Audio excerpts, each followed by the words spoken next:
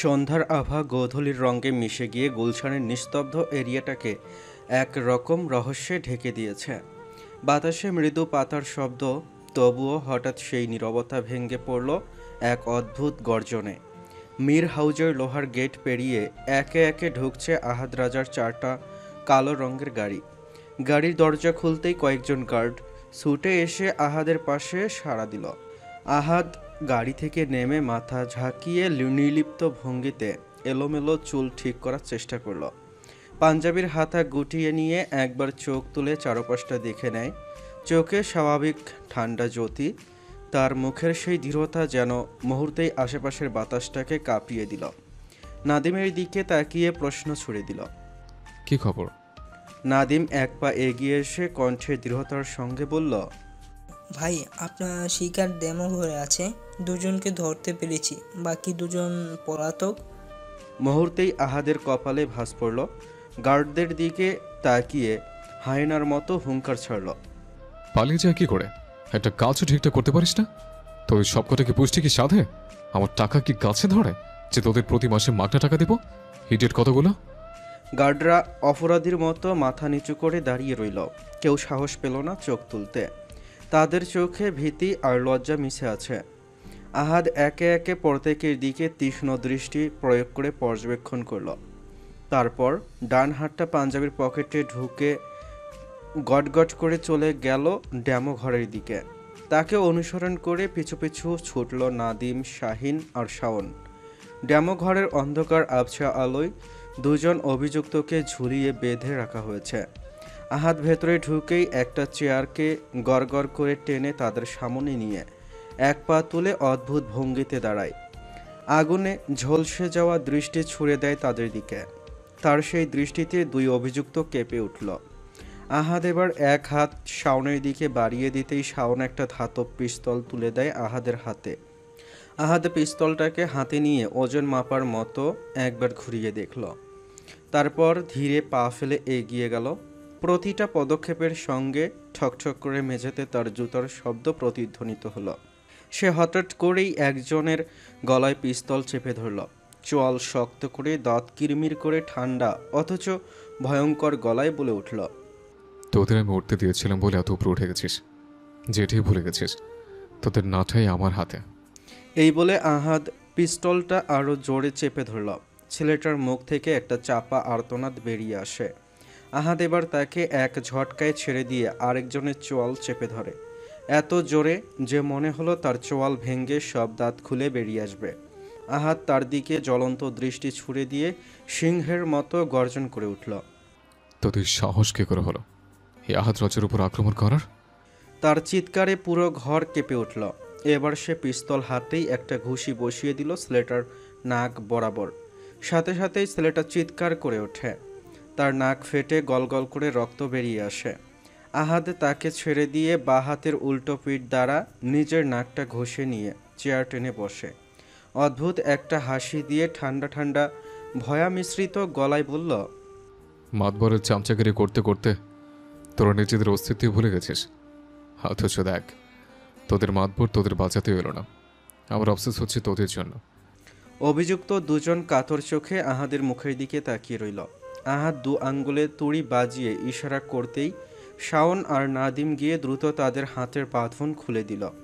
সাথে সাথে দুজনে এসে আহাদের পায়ের কাছে বসে পড়ল। হাত জোর করে অনুনয় করে বলল, ভাই ভাই এবারের মতো মাফ করে দেন ভাই, এমন ভুল আর জীবনেও করব না। আমাদের খলিল মাতবর বলছিল যেন ওইখানে গিয়ে ঝামেলা করি আর আপনার উপর গুলি ছুঁড়ে ভয় দেখাই, তাইলে নাকি আপনি দুর্বল হয়ে তার পথ থেকে সইরা যাইবেন। আহাদ তাদের কথা শুনে অট্ট হাসিতে ফেটে পড়ল। তার হাসি প্রতিটা দেয়ালে প্রতিধ্বনিত হয়ে আবারও ফিরে এলো। মুহূর্তেই আবার হাসি বন্ধ করে তাদের সামনে সামান্য ঝুঁকে দাঁতে দাঁত পিষে বলল, আহাদ রাজে ভয় পেয়ে সরে যায় না, বরং সরায়। আমি চাইলেই ওই মাতবরের বংশ নির্বংশ করে দিতে পারতাম 2 মিনিটে। এরপর আবার সোজা হয়ে বসে কণ্ঠে একটু অভিনয় মিশিয়ে বলল, কিন্তু কি বলতো, আমার মনটা আমার বড্ড নরম, তুলতুলে, একদম হাওয়াই মিঠার মতো। তাই ওকে সুযোগ দিয়েছে, কিন্তু আমার নরম মনটা গরম করে দিল। এবার কি করা যায় বলতো? এই বলে গালের খোঁচা খোঁচা দাড়িতে হাত বুলিয়ে ভাবনাসূচক ভঙ্গি খেলালেন। তার কণ্ঠে জমে থাকা ঠান্ডা অভিনয়। ঠোঁট বাঁকিয়ে বলল, হ্যাঁ, ওর ওই টাকলা মাথাটা ভাস্কর্য বানায় শাহবাগ চত্বরে ঝোলা রাখলে কেমন হয়? তার এই কথার পাশে থাকা শাহিন, নাদিম আর শাহন মুখ টিপে হেসে ফেলল। তবে সেই হাসি নিজেদের ভেতরে সংযত করে নিল। তখন ওই ছেলে দুটো আবার অসহায়ের মতো উতলা হয়ে বলে উঠল, ভাই আপনি যাই করেন, আমরা আজ থেকে আপনার লগে আছি ভাই। আমাদের ভুল হয়ে গেছে ভাই, আমাদের এবারের মতো মাফ করে দেন ভাই। আহাদ তড়াক করে চেয়ার ছেড়ে উঠে দাঁড়ায়। চোখ রক্তবর্ণ, দাঁত কিরমির করে গর্জে উঠল। এই মাতবরের চামচা, এই আমি তোদের কোন মায়ের পেটের ভাই? হ্যাঁ, আরেকবার ভাই বললে তোদের চান্দিনা ফোঁটা করে দেব। আর ক্ষমা? আহাদ রাজার কাছে ভুলের কোনো ক্ষমা নেই। নাদিম আর শাওনের দিকে তাকিয়ে ইশারা করতেই তারা 2 মিনিটের মধ্যে পাশের কক্ষ থেকে দুটো বড় বরফের খণ্ড এনে রাখলো মেঝেতে। ছেলে দুটো অবাক হয়ে শুধু তাকিয়ে আছে। কি হচ্ছে বুঝতে পারল না। আহাদ অভিযুক্ত ছেলে দুটোর দিকে তাকিয়ে আদেশ করল, এই বরফের উপর উঠে দাঁড়া, কুইক। তারা দুজন আবারও একে অপরের মুখ চাওয়াচাওয়ি করল। এরপর আবার আহাদের জ্বলন্ত দৃষ্টির দিকে তাকিয়ে ধরফর করে খালি পায়ে উঠে দাঁড়ালো বরফের ওপর। পা রাখতেই কেঁপে উঠল শরীর। শিরদাঁড়া বেয়ে ঠান্ডা স্রোত নেমে গেল। আহাদ আবার গর্জে উঠল। এবার কান ধর। দুজন হতভম্ব হয়ে তাকালো, কিন্তু আহাদের ভয়ঙ্কর দৃষ্টি লক্ষ্য করে কাঁপা কাঁপা হাতে কান ধরল। তখন ওই আহাদ কর্কশ গলায় বলল, এভাবে না, মুরগি হইতে পারস? না বলে আমি শিখিয়ে দিচ্ছি। হাঁটুর নিচে দিয়ে হাত দিয়েই কান ধরবি। যতক্ষণ আমি বলবো কান ছাড়া যাবে না। তা না হলে আবার প্রথম থেকে মিনিট কাউন্ট করা হবে। এখন দ্রুত কান ধর। অভিযুক্ত দুজন বাধ্য হয়ে আহাদের বলা নিয়মে কাপা হাতে হাঁটুর নিচে নিয়ে হাত ঢুকিয়ে কান ধরল। আর ইতোমধ্যে তাদের হাত কয়েকবার ছুটেও গেল, তবে কেঁপে কেঁপে আবারও কান ধরল। এদিকে তাদের শরীর শীতল হয়ে গেল, মুখ নীলছে বর্ণ ধারণ করল। ঘরের বাতাসেও তখন নিঃশব্দ ভয় ঝুলে আছে। আহাদ চেয়ারে বসে সেদিকে তাকিয়ে একটা রহস্যময় নির্মম হাসি খেলে দিল। অতঃপর চেয়ার থেকে উঠে শাওনের দিকে তাকিয়ে কড়া গলায় বলল, শাওন, নেক্সট ডেমো রেডি কর। এটা শেষ হলে পরেরটা শুরু করবি। ওদের খাতির দাঁড়িতে যেন কোনো কমতি না থাকে। আহাদ রাজার ডেমো ঘরে এসছে। সবগুলো ডেমো প্রয়োগ না করলে মারের চোখে রফা দফা হয়ে যাবে। আমি যাচ্ছি, জরুরি কাজ আছে। কোনো ছোটোখাটো ভুলও যেন না হয়। আন্ডারস্ট্যান্ড? শাওন মাথা নেড়ে সম্মতি জানিয়ে বলল, ঠিক আছে ভাই, আপনি চিন্তা করবেন না, আপনার মুরগি আমরা সামলে নেব। গুড। একটা বাঁকা হাসি টেনে বলল আহাদ। এরপর শাহিনের দিকে তাকিয়ে ইশারা করে সেখান থেকে বেরিয়ে যায়। তাকে অনুসরণ করে শাহিনও পিছু নেয়। বাইরে তখন গোধূলি ঘনিয়ে এসেছে। আকাশটা গাঢ় চ্যানের মতো। মীর হাউজের পাথরের দেয়ালে পড়েছে লালচে আভা। আর তার পেছনে দাঁড়িয়ে আছে ক্ষমতার সেই অদৃশ্য মুখ, আহাদ রাজা। পরের দিনের সকালের রোদটা ছিল একটু তীব্র। সূর্যের আলো পাতলা পর্দায় ফাঁক দিয়ে ঘরের ভেতর ঢুকে সোজা গিয়ে পড়েছে ড্রেসিং টেবিলের আয়নায়। সেই আলো প্রতিফলিত হয়ে হৃদিতার চোখে মুখে এসে পড়তেই সে বিরক্ত হয়ে কপাল গুজে নিল। জানালার দিকে কয়েক পা এগিয়ে গিয়ে পর্দাটা টেনে দিয়ে আবার নিজের সাজগোজে মনোযোগ দিল। চুলগুলো পেছনে দিয়ে রাবার ব্যান্ডে বেঁধে নিল। সামান্য এলোমেলো গুচ্ছগুলো কানপাশে গুজে ওড়নাটা মাথায় টেনে নিল নিখুঁতভাবে। আয়নায় নিজেকে একবার ভালো করে দেখে নিয়ে একটা ছোট্ট নিঃশ্বাস ফেলল। একবার ঘড়ির দিকে তাকিয়ে ব্যাগটা কাঁধে ঝুলিয়ে তাড়াহুড়ো করে রুম থেকে বেরিয়ে আসে। ঠিক তখনই কলিং বেল বেজে উঠল। হৃদিতা হালকা হাসল। সে আগে থেকেই জানতো কে আসতে পারে, তাই তাড়াহুড়ো করে দরজা খুলে দিল। দরজা খুলতেই তার পুরো পরিবার যেন একসাথে ফ্রেমে ধরা পড়ল। হৃদিতা মুখে হালকা হাসি টেনে সালাম দিল। আসসালামু আলাইকুম। ওয়ালাইকুম আসসালাম। খুবই নম্রভাবে জবাব দিল তারেক রায়ান। শব্দ পেয়ে তড়িঘড়ি করে পাশের ঘর থেকে ছুটে এলো ঈশানী। ব্যাগপত্র নিয়ে ভেতরে এসে ড্রয়িং রুমে বসলো সবাই। দীর্ঘ জার্নির পর ক্লান্ত দেহটাকে একটু বিশ্রাম দেওয়ার চেষ্টা করল। এমন সময় পিছন থেকে হৃদির মাথায় একটা টোকা পড়ল। হৃদি কপাল গুছিয়ে পেছনে তাকাতেই দেখে 32টা পাটি বের করে দাঁড়িয়ে আছে তানভীর। হৃদি সাথে সাথেই কটমট করে চেঁচিয়ে বলল, ও এখানে কি করছে? ওকে আনছো কেন? এই বদের হাড্ডিরে কেন আনছো? তানভীর ঠোঁট বাঁকিয়ে বলল, আমাকে কেউ কোলে করে আনে নাই। এই যে দেখ, আমার 2টা পা 2টা হাত আছে, আমি একাই আসতে পারি। হৃদিতা মুখে একখানা কুটিল হাসি টেনে বলল, হ্যাঁ, কিন্তু ব্রেন নাই, মস্তিষ্কহীন হাফ লেডিস একটা। কি বললি তুই? ঠিকই তো বলেছি। তানভীর এবার রাগে তেড়ে গেল তার দিকে। ঠিক তখনই হৃদিতার মা ফরিদা বেগম তর্জনী আঙ্গুল উঁচিয়ে ধমক দিলেন। তানবীর, মার খাবে কিন্তু, এই জন্যই তোকে আনতে চাইনি আমি। তানভীর প্রতিবাদী মুখে বলল, ফুফু, তোমার মেয়ে কি বললো শুনোনি? কোথায় একটু লেবু শরবত টরবত বানিয়ে খাওয়াবে। এত কষ্ট করে এলাম, তা না করে আমার মতো সাদাসিধে ছেলেটাকে উল্টো পাল্টা বলছে। রাইসা পাশ থেকে জোরে হেসে উঠে বলল। ও নাকি সাদা সিধা, হা হা হা। হৃদি বিরক্তিতে তানভীরের দিকে তাকিয়ে কটমট করে বলল, বাসায় লেবু নাই? লেবু নাই তো কি, ভীমও নাই? অন্তত ভীম দিয়ে শরবত বানিয়ে দিতে পারতি। শুনিস নাই ভীমে 1000 লেবুর শক্তি থাকে। ভীম কেন? তোর কপালে বিশেষ শরবতও মিটবে না, বদের হাড্ডি। দাঁতে দাঁত চেপে বলে দরজার দিকে হাঁটতে শুরু করলো। তারেক রায়হান এবার ধীর গলায় জিজ্ঞেস করলেন, কোথায় যাচ্ছ? হৃদিতা জুতা পরতে পরতে এক কথায় উত্তর দিল, ভার্সিটি। যাওয়ার দরকার নেই। তারেক রায়হানের গলায় গাম্ভীর্য বাক্যটা যেন দেয়ালে আশ্রে পড়ল। ঘরের ভেতর হঠাৎ একটা নিস্তব্ধতা। ঈশানী ফ্রিজ থেকে পানি বের করছিল, তার হাতও মাঝপথে থেমে গেল। দু বোনের চোখে চোখ পড়ল, যেন তারা নীরবে কোনো পরামর্শ করছে। অতঃপর ঈশানী ঠান্ডা পানি ঢেলে গ্লাসটা বাবার দিকে এগিয়ে দিয়ে বলল, আব্বু, এত দূর এসে আর পড়াশোনা বন্ধ করে দেওয়াটা কি ঠিক হবে? আমার পড়াশোনাও মাঝপথে থেমে গেল। এখন হৃদিকে অত্যন্ত। তারেক রায়হান ঈশানীর কথা কেটে দিয়ে গ্লাস থেকে চুমুক তুলে বললেন, ওর পড়া কে বন্ধ করেছে? আমি তো শুধু আজ যেতে বারণ করেছি না, কারণ বাইরের পরিস্থিতি ভালো না। কয়েকদিন যাক, সব শান্ত হলে তখন হয় রেগুলার ক্লাসে যাবে। তার কণ্ঠে ক্লান্তি, কিন্তু তাতে এক ধরনের স্নেহ লুকিয়ে আছে। বাবার কথায় দুই বোন যেন স্বস্তি ফিরে পেল। হৃদিতা চুপচাপ দাঁড়িয়ে রইল কিছুক্ষণ। একটা নিঃশ্বাস ফেলে বাধ্য মেয়ের মতো ধীর পায়ে আবার নিজের রুমে ফিরে গেল। পর্দা সরিয়ে আবার জানালা খুলে দিল। সূর্যের আলোটা ঝিলিক দিয়ে ঘরে ঢুকে হৃদি জানালার দিকে তাকিয়ে রইল এক দৃষ্টিতে। বাইরের আলো তখনও ছড়ানো, কিন্তু তার চোখে যেন আলো নেই। মনটা কেমন অদ্ভুতভাবে ভারী লাগছে। আহিয়া ওপর থেকে উঠে সিঁড়ি বেয়ে ধপাধপ শব্দে নেমে আসে। প্রতিটা ধাপে তার পায়ের শব্দ স্পষ্ট, যেন সে নিজেই নিজের উপস্থিতি বুঝে নিচ্ছে। কিন্তু নিচে আসতেই চোখ পড়ল ডাইনিং টেবিলে বসা আদনানের দিকে। হালকা আকাশি রঙের শার্টের হাতা গোটানো, ঘন কালো চুলগুলো পরিপাটি করে সেট করা।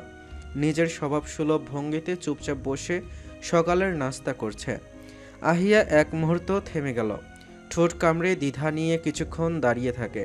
চারদিকে একবার চোখ বুলিয়ে সোজা গিয়ে সোফায় পা তুলে বসে। হালিমা বেগম সেদিকে তাকিয়ে ডাকলেন, আহিয়া, নাস্তা করবি না? এদিকে আয়। তখন ওই আদনান চোখ তুলে তাকালো, আর সঙ্গে সঙ্গে তার দৃষ্টি গিয়ে আটকে গেল আহিয়ার চোখে। মুহূর্তটা স্থির হয়ে গেল। আহিয়ার বুকের ভেতর ধুকপুকানি বেড়ে গেল। চোখে চোখ পড়তেই কেমন অদ্ভুত অনুভূতি হলো। সে আর বেশিক্ষণ তাকিয়ে থাকতে পারল না। দ্রুত দৃষ্টি সরিয়ে নিয়ে বলল, না চাচি আম্মু, এখন ভালো লাগছে না, পরে খাবো। হালিমা বেগম কপাল কুঁচকে বললেন, পরে কখন করবি? ভার্সিটি যাবি না আজ? না। সে কি, শরীর খারাপ নাকি? বলেই সে উদ্বেগ নিয়ে তাড়াতাড়ি এগিয়ে গেলেন তার দিকে। কাছে গিয়ে কপালে হাত রেখে বললেন, কই, শরীর তো ঠান্ডায় মনে হচ্ছে, তাহলে ঘামছিস কেন? আদনান তখন নাস্তার চামচটা নামিয়ে রাখল। দু বাহু ঘুরিয়ে নিয়ে সোজা হয়ে বসে। তার দৃষ্টি স্থির হয়ে আছে ড্রয়িং রুমে। আহিয়া হালিমা বেগমের হাত সরিয়ে দিয়ে বলল, আমার কিছু হয়নি চাচি আম্মু, আমি ঠিক আছি। তুমি শুধু এক কাপ কফি দাও। ঠিক আছে, বস, আমি নিয়ে আসছি। হালিমা বেগম চলে গেলেন রান্নাঘরের দিকে। ঘরটা আবার নিস্তব্ধ, শুধু ঘড়ির টিকটিক শব্দ। আহিয়া ব্যস্ত হওয়ার ভঙ্গিমা করে পাশের টেবিল থেকে একটা গল্পের বই তুলে নিয়ে পড়ার ভান করল। একটু পর টের পেল তার কানে ভেসে আসছে পদচারণার শব্দ, নিঃশব্দে, মেপে মেপে, কিন্তু কাছে আসছে নিশ্চিতভাবে। নিজের হৃদস্পন্দনের শব্দ নিজের ওই কানে বাজতে লাগলো ধকধক করে। চোখ তুলে দেখে আদনান ঠিক তার সামনে এসে দাঁড়িয়েছে। আহিয়ার বুকের ভেতর কেমন তোলপাড় শুরু হলো। বইয়ের পাতায় চোখ রাখার চেষ্টা করলো, কিন্তু হাত কাঁপছে। আদনান সামান্য ঝুঁকে এলো, তার মুখ ঠিক আহিয়ার সমান উচ্চতায়। আহিয়া চোখ বড় বড় করে তাকালো, গলা শুকিয়ে আসছে, কণ্ঠ ভারী হয়ে গেল। অস্পষ্ট স্বরে বলল, কিছু করছেন আদনান ভাই? আদনান তার দিকে স্থির দৃষ্টিতে তাকিয়ে রইল এক মুহূর্ত। এরপর ধীরে হাত বাড়িয়ে পিছন থেকে তার ডাক্তারি কোটটা তুলে নিল। আদনানের চোখে তখন একরকম ঠান্ডা দুষ্টমি। ঠোঁটে অর্ধেক বাঁকা হাসি টেনে শান্ত স্বরে বলল, এটা নিচ্ছিলাম। এমনভাবে তাকাচ্ছিস যেন অনেক বড় অপরাধ করেছি। আহিয়া দ্রুত নজর সরিয়ে চোখ পিটপিট করে আবারও বইয়ে মনোযোগে হওয়ার ভান করল। এটা দেখে আদনান ঠোঁট কামড়ে এক চিলতে হাসি ফুটিয়ে বলল, এত ব্রিলিয়েন্ট কবে হলি আহি? আহিয়া তরাক করে তার দিকে তাকিয়ে বলল, মানে? আদনান হাত বাড়িয়ে আহিয়ার বইটা সোজা করে দিয়ে বলল, বই উল্টো ধরেও খুব মনোযোগ দিয়ে পড়ছিস, তাই জিজ্ঞেস করলাম আর কি। আহিয়া মুহূর্তের জন্য হতভম্ব হয়ে গেল। চোখ নিচে নামিয়ে দেখে বইটা সত্যি উল্টো ধরা। তার মুখ লজ্জায় লাল হয়ে গেল, মাথা নিচু করে নিল, যেন মাটির সঙ্গে মিশে যেতে চাইছে। আদনান মৃদু হেসে ফেলল। আহিয়া কানে বাসছে সেই হাসির মৃদু প্রতিধ্বনি। ঠিক তখনই পাশের ঘর থেকে আফরোজা শেখ বেরিয়ে এলেন। আদনান সঙ্গে সঙ্গে সোজা হয়ে দাঁড়িয়ে মুখে নিরপেক্ষ ভাব আনল। আফরোজা শেখ নিজের নির্দিষ্ট চেয়ারে বসতে বসতে তাকালেন আদনানের দিকে। আদনান তড়িঘড়ি করে চলে যেতে নিলেই তিনি পিছু ডাকলেন, আদনান। আদনান ঘুরে তাকায় আফরোজা শেখের দিকে, এরপর দু কদম এগিয়ে যায়। আফরোজা শেখ নিজের নির্লিপ্ত কণ্ঠে বললেন, আজ বিকেলে তাড়াতাড়ি আসার চেষ্টা করো। সন্ধ্যায় ও বাড়ি থেকে মেহমান আসবে। আশা করি আজ কোনো গড়বড় করবে না। আদনান মাথা নিচু করে বলল, ঠিক আছে ছোট আম্মা, আমি সময় মতো চলে আসবো। আফরোজা শেখ চোখের ইশারায় যাওয়ার জন্য সম্মতি দিতেই আদনান গটগট করে বাসা থেকে বেরিয়ে গেল। পায়ের শব্দ ধীরে ধীরে মিলিয়ে গেল বাতাসে। আর আহিয়া অবচেতনভাবে আদনানের চলে যাওয়া পিঠের দিকে তাকিয়ে রইল। সূর্য তখন ঠিক মাথার উপরে। বাইরের রাস্তাগুলো ঝলসে উঠছে তপ্ত রোদের আছে। বাতাস নেই বললেই চলে। হৃদিতা জানালার পাশে বসে রাইসার সাথে গল্প করছিল। অনেক দিন পর দুই বোন একসাথে হয়েছে, অথচ আগের মতো সেই ঝগড়া, খুনসুটি, মজা তামাশা কিছুই নেই। দূরত্ব তাদের সম্পর্কের মাঝখানে অচেনা দেয়াল তুলে দিয়েছে। হঠাৎ রাইসা কথার মাঝখানেই গম্ভীর সুরে বলে উঠল, আপু তুমি জানো আব্বু আর মামা তোমার বিয়ের ব্যাপারে কথা বলছিল। মুহূর্তেই হৃদির শরীরটা শক্ত হয়ে গেল, মুখের হাসিটা মিলিয়ে গেল এক ঝটকায়। চোখ বড় বড় করে একরকম চেঁচিয়ে উঠল, কি? রাইসা তাড়াতাড়ি মুখ চেপে ধরে ফিসফিস করে বলল, আসতে বলো আপু, আম্মু যদি জানে তোমাকে আগে থেকে বলে দিছি তাহলে আমার খবর আছে। হৃদির মুখের রং এক মুহূর্তে লালচে হয়ে উঠল। রাইসার হাত সরিয়ে জিজ্ঞেস করল, আগে বল কার সাথে? মুসা ভাইয়ের সাথে? আরে না। তাহলে? আমি তো শিওর কিছু জানি না, কিন্তু শুনেছি ছেলে নাকি ডাক্তার। আব্বু বলল দেখতেও নাকি সুন্দর আছে। আমার তো ডাক্তার শুনেই খুব খুশি লাগতেছে। উফ। রাইসার চোখে হালকা ঝিলিক, কিন্তু হৃদির চোখে তখন শুধু রাগ আর অবিশ্বাস। রাইসা যেভাবে বলছে তার মানে বিয়ের কথা অনেক দূর এগিয়ে গেছে। ভাবতেই হৃদির রাগ মাথায় চড়ে উঠল। সে আর এক মুহূর্ত সহ্য করতে পারল না। দাঁত কিরমির করে উঠে ড্রয়িং রুমে গিয়ে চেঁচিয়ে উঠল, আম্মু তোমরা আমার বিয়ের কথা বলছো, অথচ আমি কিছুই জানি না। তার চিৎকার শুনে ঈশানীও রান্নাঘর থেকে ছুটে এলো। ফরিদা বেগম ধীর ভঙ্গিতে তাকালেন মেয়ের দিকে, নির্লিপ্ত ভঙ্গিতে বললেন, জানানোর জন্যই তো আসছি। তারপরে রাইসা যা বলেছে সবটাই সত্যি? ফরিদা বেগমের তীক্ষ্ণ চোখের দৃষ্টি পড়তেই রাইসা গুটিয়ে গেল ঈশানীর পেছনে।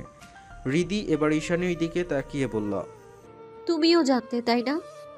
ঈশানী দ্রুত মাথা নেড়ে বলল, না, আমিও আজকে শুনছি। একটু আগেই আম্মু বলছে। এর আগে সত্যি আমি কিচ্ছু জানতাম না। হৃদি আর নিজেকে সামলাতে পারল না। রেগে গিয়ে পায়ের কাছে থাকা ময়লার ঝুড়িতে একটা লাথি মেরে চিৎকার করে উঠল, আমার মতামত ছাড়া আমার বিয়ে কি করে ঠিক করতে পারো তোমরা? ফরিদা বেগম হৃদির দিকে তাকিয়ে দীর্ঘ গলায় বললেন, যেভাবে তোর মতামত ছাড়াই তোরে দুনিয়াতে আনছি সেভাবে। কথাটা ছুরি হয়ে বিঁধল হৃদির বুকের ভেতর, কিন্তু কোনো উত্তর দিতে পারল না। ছোটবেলা থেকেই হৃদির স্বভাব, যখন খুব রেগে যায় তখন তার মুখ থেকে একটা শব্দও বের হয় না। ঠিক তখনই দরজার কলিং বেল বাজল। রাইসা দৌড়ে গিয়ে দরজা খুলে দিতেই ভেতরে ঢুকলেন তারেক রায়ান, পাশে সুমন ও তানভীর। ড্রয়িং রুমে এমন ভারী নীরবতা দেখে সুমন ঈশানীর দিকে তাকিয়ে জিজ্ঞেস করল, কি হয়েছে? ঈশানী হালকা চোখের ইশারায় হৃদয়ের দিকে দেখালো। সুমন সঙ্গে সঙ্গে বুঝে গেল। তারেক রায়হান ধীরে ধীরে সোফায় বসলেন, স্নেহ ভরা চোখে মেয়ের দিকে তাকিয়ে হাতের ইশারা করে কাছে ডাকলেন, এদিকে আসো। হৃদিতা মাথা নিচু করে ধীরে ধীরে গিয়ে বাবার পাশে বসল। তারেক রায়হান তার মাথায় হাত বুলিয়ে দিয়ে মৃদু স্বরে বললেন, আমি জানি তুমি আমার কথার অবদ্ধ হবে না, তবুও তোমার নিজস্ব একটা মতামত আছে, তাই সরাসরি বলছি। তোমার বান্ধবী আহিয়ার মা আফরোজা শেখ তোমার জন্য বিয়ের প্রস্তাব দিয়েছে। সে তোমাকে তাদের পরিবারের বউ করে নিতে চায়। আমি কখনো সিদ্ধান্ত জানাইনি। হৃদিতা এক মুহূর্তের জন্য শীতল হয়ে যায়। আহিয়ার মা বিয়ের প্রস্তাব পাঠিয়েছে, তাকে বউ করে নিতে চায় মানে? হৃদি কাপা কাপা গলায় বলল, আহাদ রাজা, কিন্তু রাইসা যে বলল ডক্টর। তারেক রায়হান মাথা নেড়ে বললেন, না না, আহাদ রাজা মীরের জন্য হলে আমি তো কখনোই মত দিতাম না। আদনান মীরের জন্য চেয়েছে। হৃদির বুকটা ধক করে নিচে নেমে গেল। বুকের ভেতর তোলপাড় শুরু হলো, যেন সব কিছু এক নিমিষেই লণ্ডভণ্ড হয়ে গেছে। তার বাবার কথায় ঈশানীও এবার চট করে দাঁড়িয়ে পড়ল। হৃদি ঢোক গিলতে পারছে না, মনে হলো কেউ গলা চেপে ধরেছে। সে ঈশানীর দিকে তাকালো অসহায়ের মতো। ঈশানী তার দৃষ্টির ভাষা বুঝতে পেরে বাবার দিকে তাকিয়ে বলল, আব্বু, রীতি এখনও পড়াশোনা করছে, আর অনার্সটা শেষ হোক আগে, তারপর না হয় বিয়ের কথা ভাইব। তারেক রায়ান শান্তভাবে উত্তর দিলেন, বিয়ে হলেই তো আর পড়াশোনা বন্ধ হয়ে যাবে না। আর আদনান মীর এতটাও মূর্খ না যে বিয়ের পর নিজের বউকে পড়াশোনা বন্ধ করে দেবে। সুমন পাশ থেকে নরম গলায় বলল, তবুও বাবা, আর একবার একটু ভেবে দেখলে ভালো হতো না? তারেক রায়ান একটা দীর্ঘশ্বাস নিলেন। সুমনের দিকে তাকিয়ে হালকা হেসে বললেন, তোমার কি মনে হয় বাবা, আমি চিন্তা ভাবনা না করে হুট করে এমন সিদ্ধান্ত নিয়েছি? না, আমি এটা নিয়ে অনেক ভেবেছি, খোঁজখবর নিয়েছি, তবে এ পর্যন্ত এসেছি। তোমার মা আর মামাও চায় এই বিয়েটা হোক। এখন শুধু হৃদিতার মতামত দিলে আজই আমরা মীর হাউজে যাব। হৃদির গলা বাষ্পে ঢেকে গেল, কোনো কথাই বের হতে চাইল না মুখ দিয়ে।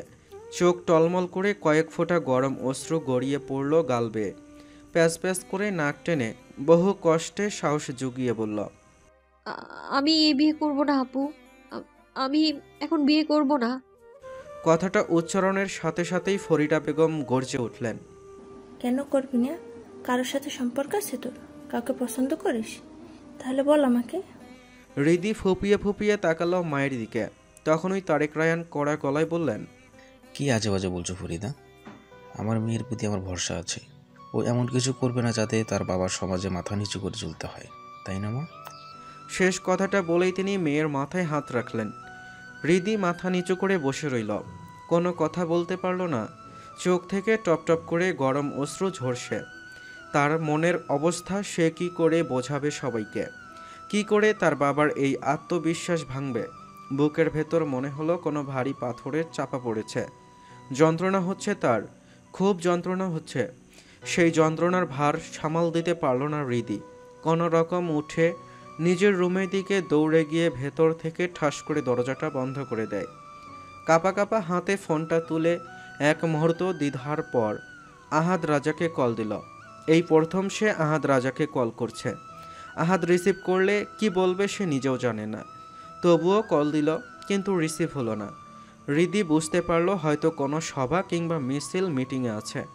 তবুও হৃদি সেটার পরোয়া না করে আবারও কয়েকবার কল দেয়, কিন্তু একবারও রিসিভ হলো না। শেষ পর্যন্ত নিরাশ হয়ে রাগে আর ক্ষোভে ফোনটা ছুঁড়ে মারে বিছানায়। এরপর বেডের পাশে মেঝেতে বসে বিছানায় মুখ গুজে হু হু করে কান্নায় ভেঙে পড়ে। একটা চাপা কান্না, অথচ তার ভেতরে সব কিছুকে তছনছ করে দিচ্ছে। সেই দুপুরের পর থেকেই নিজেকে ঘরবন্দি করে রেখেছে হৃদিতা। জানালার পর্দা টানা, ঘরের বাতাস ভারী আর নিস্তব্ধ। ঘড়ির টিকটিক শব্দ ছাড়া আর কিছুই শোনা যাচ্ছে না। কান্না করতে করতে ক্লান্ত হয়ে কখন যে ঘুমিয়ে পড়েছিল সে নিজেও জানে না। হঠাৎ দরজায় ঠক ঠক শব্দে ঘুম ভাঙল তার। প্রথমে বুঝতেই পারল না কোথায় আছে, কি হচ্ছে। ধরফর করে উঠে বসল। চোখ ঘষে কিছুটা সময় নিল নিজেকে ঠিক করতে। মাথা ঝাঁকিয়ে নিল কয়েকবার। তারপর দেয়াল ঘড়ির দিকে তাকিয়ে দেখল 5:30 বাজে। বাইরে দিনের আলো মলিন হয়ে এসেছে। জানালার ফাঁক গলে কমলা রঙের আলো ঘরে ঢুকে তার ক্লান্ত মুখে পড়েছে।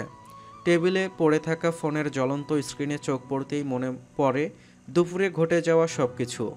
বুকের ভেতরটা আবারও টনটন করে উঠল। ঠোঁট শক্ত হয়ে গেল, চোখ জোড়া ছলছল করছে। ঠিক তখনই দরজার আবার ঠকঠক শব্দ। হৃদি ভারী শরীরটা টেনে নিয়ে দরজা খুলে দিল। দরজা খুলতেই ঈশানী ঢুকে পড়ল তড়িঘড়ি করে, হাতে কয়েকটা শাড়ি।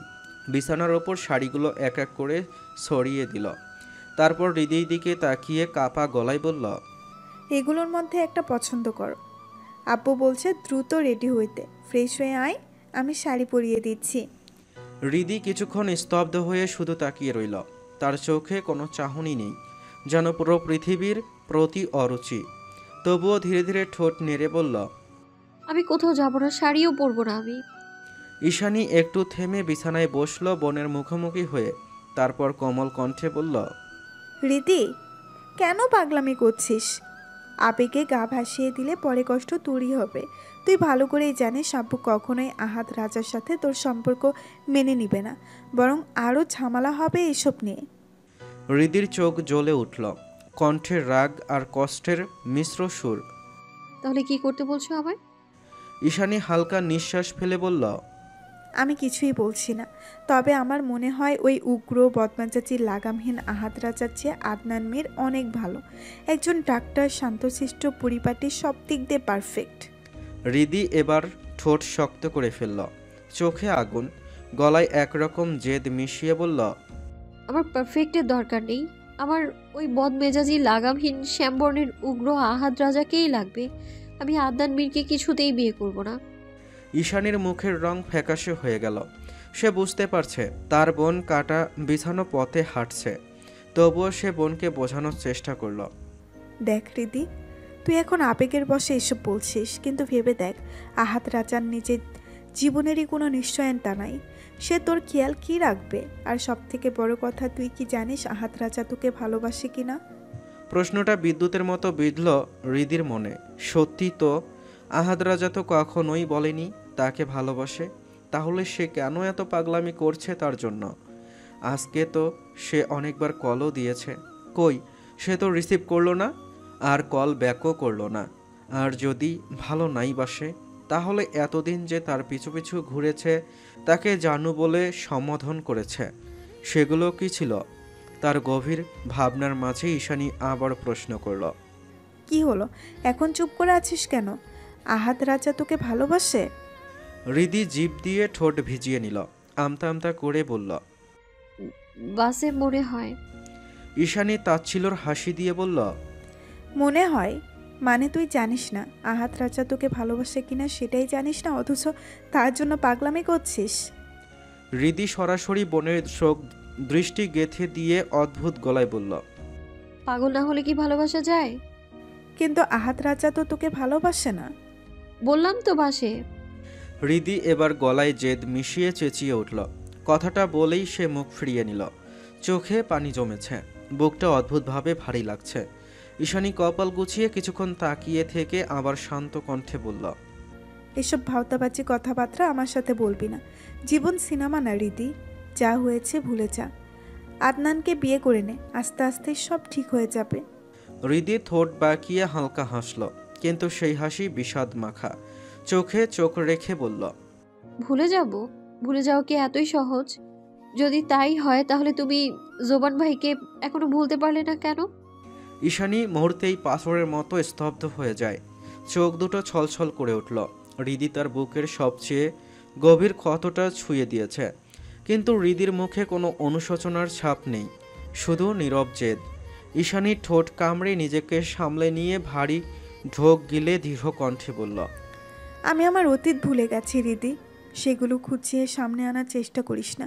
তুই বড় হয়েছিস, ভালো মন্দ বোঝার বয়স হয়েছে। নিজের ভালো চাইলে আব্বু আমার পছন্দ মতো আদনানকে বিয়ে করে নে। হৃদি নিজের সিদ্ধান্তে অটল রইল, ঠোঁট চেপে বলল। আমি কিছুতেই আদনানকে বিয়ে করব না। ঈশানীর এবার রেগে গেল, একরকম জোরেই বলল। কোনো ধাতু দিয়ে গড়া তুই, এতক্ষণ কি বুঝিয়েছি তোকে আমি? কিছুক্ষণ চুপ থেকে আবার বলল। ঠিক আছে, তুই বিয়ে করতে না চাইলে আব্বুকে গিয়ে বল, আমি আর এসবের মধ্যে নাই। ঈশানীর চিৎকারে দরজায় এসে উকি দিলেন তারেক রায়ান। চোখে মুখে একটু বিরক্তি, তবুও শান্ত গলায় জিজ্ঞেস করলেন। কি হয়েছে তোমাদের, চেঁচামেচি করছো কেন? হৃদি তখন বিছানায় বসে আছে নিথর হয়ে, চুল এলোমেলো, ঠোঁট কামড়ে বেঁধে রেখেছে, যেন নিজেকে সংযত করছে। ঈশানী এক পলক বোনের দিকে তাকিয়ে আবার বাবার দিকে ফিরে একটু বিরক্তি মিশানো স্বরে বলল। তোমার মেয়ে শাড়ি পরতে চাইছে না। তারেক রায়ান হৃদির দিকে এক ঝলক তাকিয়ে ঠান্ডা কণ্ঠে বললেন। ঠিক আছে, ও পরতে না চাইলে দরকার নেই, ওর যেটা কমফোর্টেবল ওটাই পরুক, শাড়ি পরতে হবে এমন তো না। এই বলে তিনি ধীরে দরজা টেনে চলে যায়। আর তখনই ঘরে ঢোকে তানভীর। এক লাফে বিছানার ওপর উঠে হালকা কাত হয়ে বসে, শাড়িগুলোকে নেড়েচড়ে হৃদির দিকে তাকিয়ে টাট্টার স্বরে বলল। ঈশানীপু, কেন ওরে জোর করছিস শাড়ি পরতে? পেতনিরা কি কখনো শাড়ি পরে? শাড়ি তো পরে নারীরা, ও তো আস্ত একটা পেতনি, এজন্যই তো শাড়ি পরতে চাইছে না। হৃদি তানভীরের দিকে কটমট করে তাকিয়ে চেঁচিয়ে উঠল। তানভীর, আমার চোখের সামনে থেকে যা, না হলে থাপড়ায় তোর চেহারা নকশা পাল্টায় দিব। তানভীর ধরফর করে উঠে হৃদির সামনে এসে গাল পেতে দিল। তাহলে দে না, অনেকদিন ধরে একটা মেয়েকে পড়ানোর চেষ্টা করতেছি, পড়তেছে না বলে সাদা হলেও নাকি আমার চেহারা খারাপ। সার্জারি করতে তো অনেক টাকা পয়সার ব্যাপার আছে, একটু চেহারাটা পাল্টাইয়া দে না বইন। হৃদির চোখ রাগে জ্বলে উঠল। কোনো আগাম ইঙ্গিত ছাড়াই সপাটে একটা থাপ্পড় বসিয়ে দিল তানভীরের গালে। তানভীরের মুখ থেকে অবচেতনভাবে বেরিয়ে আসলো চাপা আর্তনাদের শব্দ। আহ! ঘরে মুহূর্তেই নিস্তব্ধতা নেমে এলো।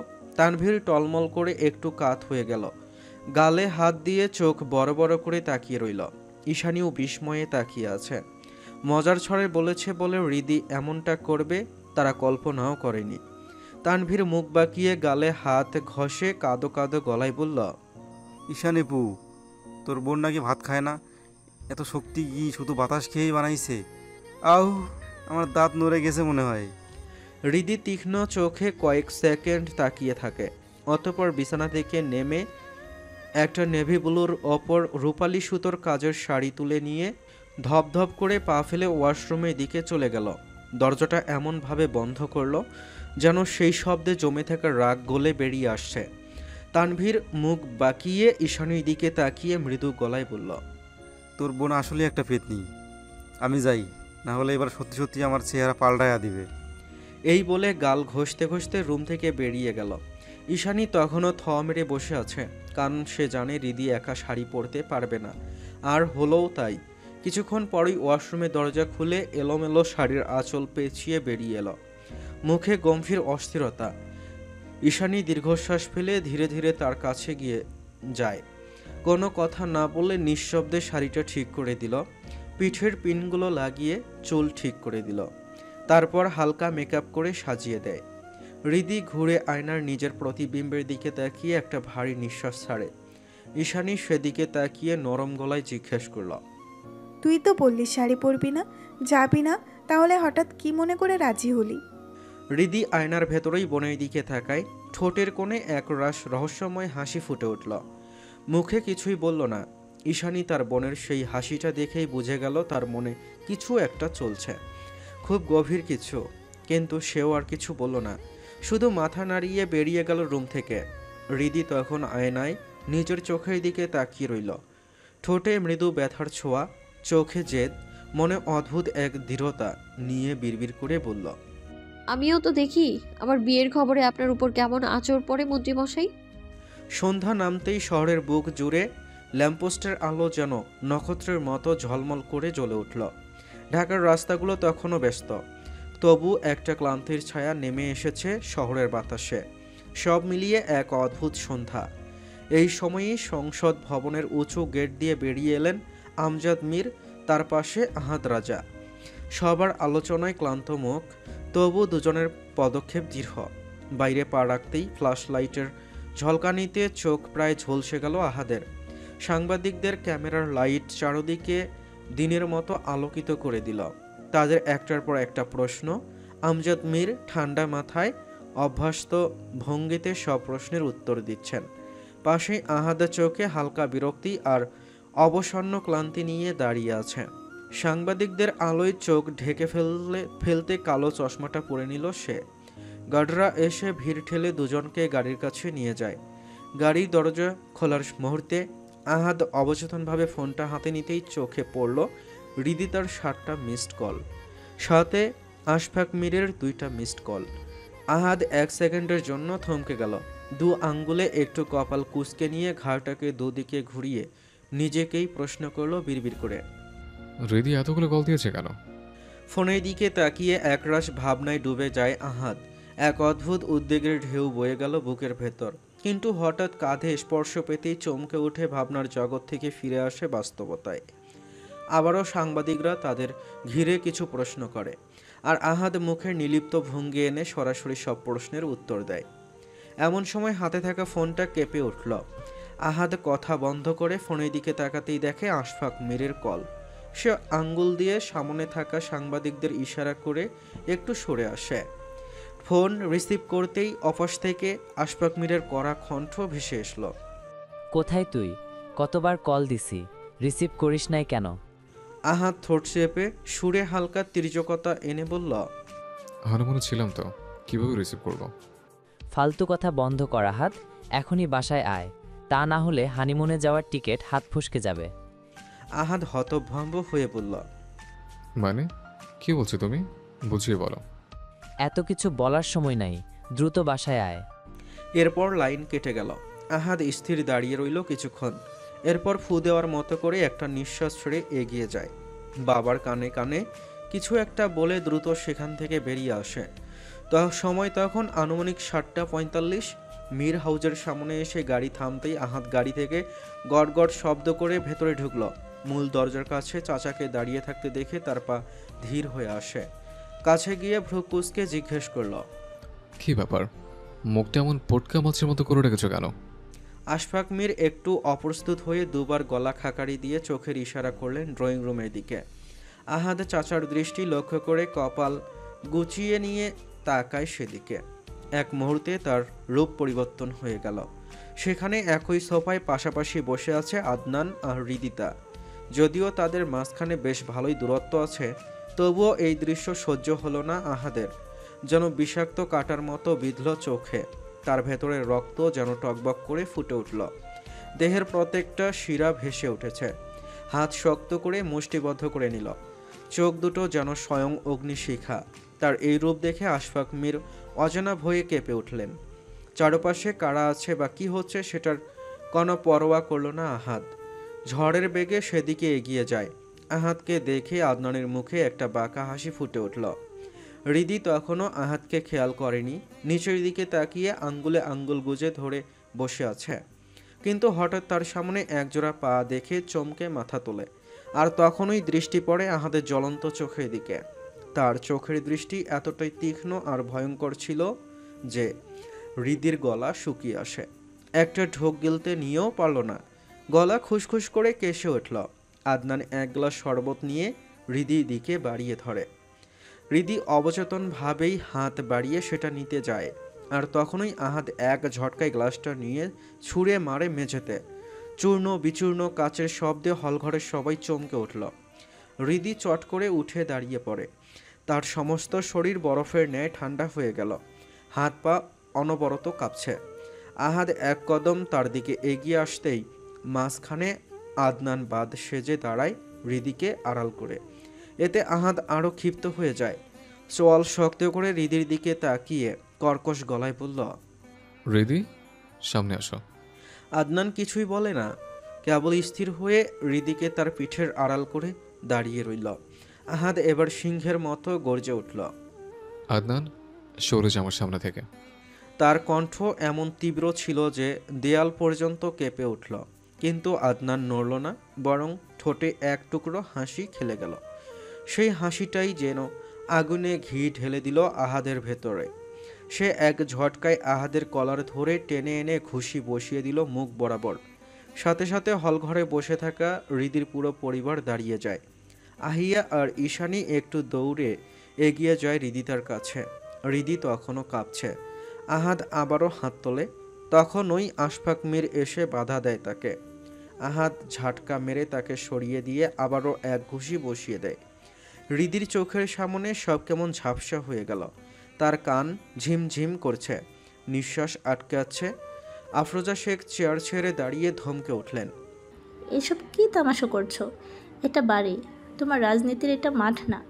মারামারি করতে হলে বাড়ির বাইরে গিয়ে করো। আহাদ দাঁতে দাঁত চেপে কটমট করে মায়ের দিকে তাকিয়ে বলল, ওরা এখানে জ্যান্ত পুঁতে দেবো আমি। আম্মা। কেন? ওর অপরাধ কি? কি করেছো ও? তোমার কোন সুতা ধরে টান দিয়েছে? সুতা না আম্মা, আমার কলিজা ধরে টান দিছে। এই কথা শুনে পুরো ঘরে এক অদ্ভুত নিস্তব্ধতা নেমে এলো। সবাই তাকিয়ে আছে আহাদের দিকে, তার চোখে রাগ আর যন্ত্রণা একসাথে। আফরোজা শেখ আবারও ধমকে উঠলেন, কি যাতা বলছো? ছাড়ো আদনানকে। আদনান ঝটকা মেরে আহাদের হাত থেকে নিজেকে ছাড়িয়ে নেয়। তার ঠোঁটে তখনও বাঁকা হাসি লেগে আছে। হাতের উল্টো পিঠ দ্বারা নিজের ঠোঁটের রক্ত মুছে নেয়। আহাদ এবার ঘাড় কাত করে তাকায় হৃদির দিকে। আহাদের ভয়ত দৃষ্টি দেখে আতকে এক পা পিছিয়ে যায় হৃদি, আর আহাদ কয়েক পা এগিয়ে আসে তার দিকে। হৃদির নাজুক শরীর কাঁপছে, হাতের তালু ঘামছে। আহাদ আরও এক পা এগোতেই হৃদির আর তার সামনে বাদ সেজে দাঁড়ায় তারেক রায়ান। আহাদ বিরক্ত হয়ে ভুরু উঁচিয়ে তাকায় তারেক রায়ানের দিকে। দুজনের মুখোমুখি হওয়াতে হলঘরে এক থমথমে পরিবেশের সৃষ্টি হয়। তারেক রায়ান সরাসরি আহাদের দিকে তাকিয়ে ঠান্ডা অথচ গম্ভীর গলায় বললেন, আমার মেয়ের কাছ থেকে দূরে থাকবেন মিস্টার আহাদ। আমার মেয়ে এসব ঝগড়া মারামারি ভয় পায়। এই কথা বলেই সে একবার তাকালো হৃদিতার দিকে।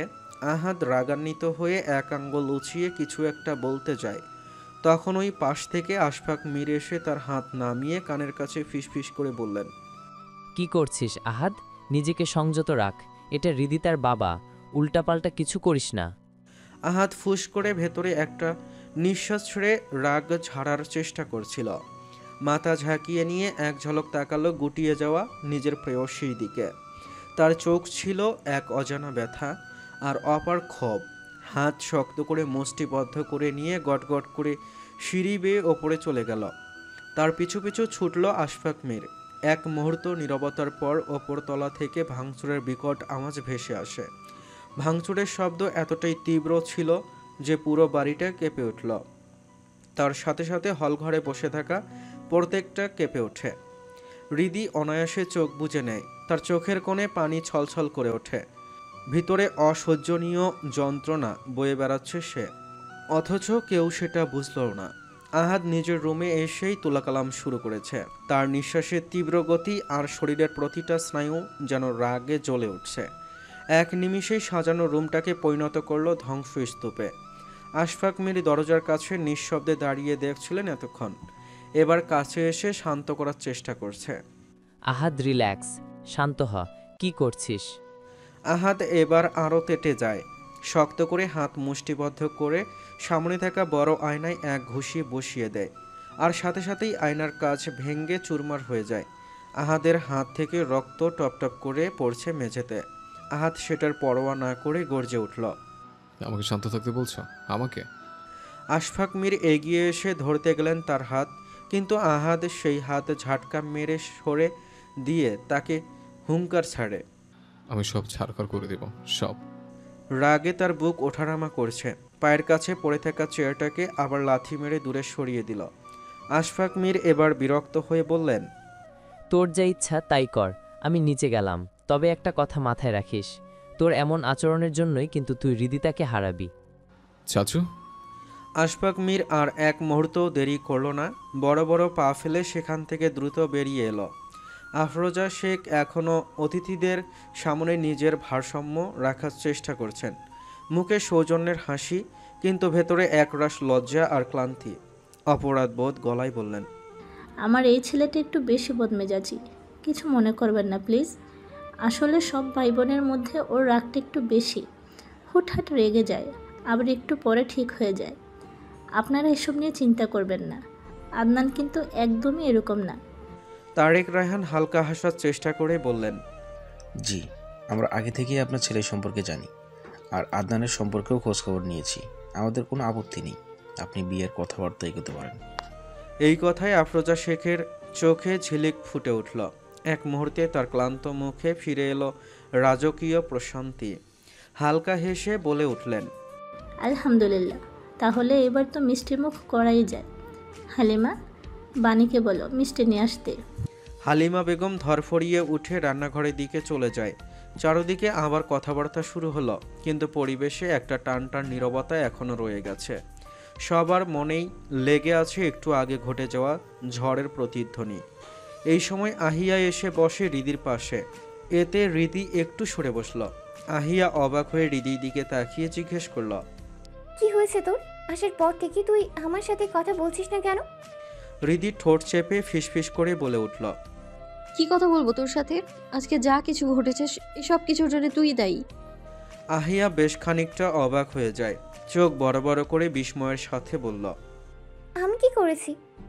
তুই তোর মাকে বলেছিস আমাকে যেন আদনানের জন্য বউ করে আনে, তাই না?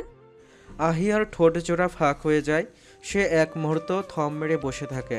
অতঃপর হৃদির কানে ফিসফিস করে বলল, আজব, আমি যখন জানি তুই ভাইয়াকে ভালোবাসিস, তাহলে আমি আদনান ভাইয়ের কথা কেন বলবো? বিশ্বাস কর হৃদি, আমি আম্মুকে কিছুই বলি নাই। হৃদি চোখে অবিশ্বাসের ছায়া নিয়ে তাকালো তার দিকে। সেদিনও তো তুই আদনানের কথা বলেছিলি, আমি বিশ্বাস করি না।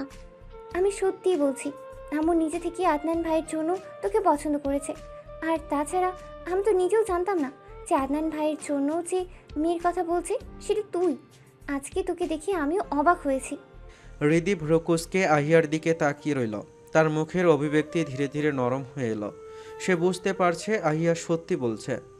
একটা গভীর নিঃশ্বাস নিয়ে নিচু গলায় বলল, আচ্ছা ঠিক আছে, হয়েছে, আর বলতে হবে না। আহিয়া একটু স্বস্তি পেল। চোখ তুলে তাকাচ্ছে। অনিচ্ছাকৃতভাবে দৃষ্টি আটকে গেল আদনানের দিকে। আদনান তখন তাদের দিকেই তাকিয়ে আছে। আহিয়া অস্বস্তিতে একটু নড়ে চড়ে সোজা হয়ে বসে।